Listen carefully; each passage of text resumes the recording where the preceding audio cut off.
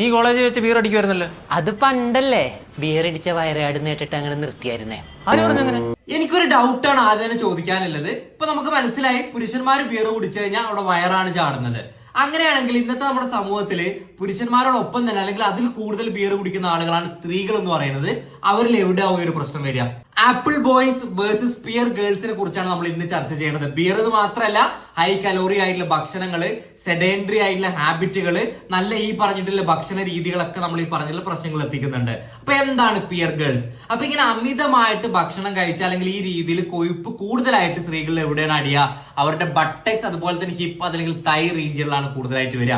അപ്പൊ ഇങ്ങനെ കൂടുതലായിട്ട് ബട്ടക്സും കാര്യങ്ങളും വരുന്ന സ്ത്രീകളോട് എനിക്ക് ഒന്നേ പറയാനുള്ളൂ, നിങ്ങൾ ഒന്ന് ശ്രദ്ധിച്ചിരിക്കാൻ. നിങ്ങൾക്ക് ഹൃദയ സംബന്ധമായിട്ടുള്ള പ്രശ്നങ്ങൾ വരാം, പ്രധാനമായിട്ടും ഹൃദയാഘാതം, സ്ട്രോക്ക്, അതുപോലെ തന്നെ BP പോലുള്ള പ്രശ്നങ്ങൾ. ഇനി ആണുങ്ങളിലാണെങ്കിൽ എവിടെയാണ് കൂടുതലായിട്ട് പ്രശ്നം വരിക?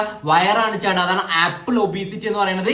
ഇങ്ങനെ വയറ് ചാടിയിട്ടുള്ള ഒരാളാണോ നിങ്ങൾ എങ്കിൽ നിങ്ങൾ ശ്രദ്ധിച്ചോ, നിങ്ങളുടെ ടെസ്റ്റോസ്റ്റിറോൺ കൗണ്ട് കുറഞ്ഞു. അങ്ങനെ ടെസ്റ്റോസ്റ്റിറോണിന്റെ കൗണ്ട് കുറയുകയാണെന്നുണ്ടെങ്കിൽ നിങ്ങൾക്ക് സെക്സിനോടുള്ള താല്പര്യക്കുറവ്, അതുപോലെ തന്നെ ഇറക്ടൈൽ ഡിസ്ഫങ്ഷൻ പോലുള്ള പ്രശ്നങ്ങളൊക്കെ നിങ്ങൾക്ക് വരാവുന്നതാണ്. ഈ ഒരു വീഡിയോ നിങ്ങളുടെ ഫ്രണ്ട്സ് ഗാങ്ങിലെ ആപ്പിൾ ബോയ്സിനും അതുപോലെ തന്നെ പിയർ ഗേൾസിനൊക്കെ ഒന്ന് ഷെയർ ചെയ്ത് കൊടുക്കുക.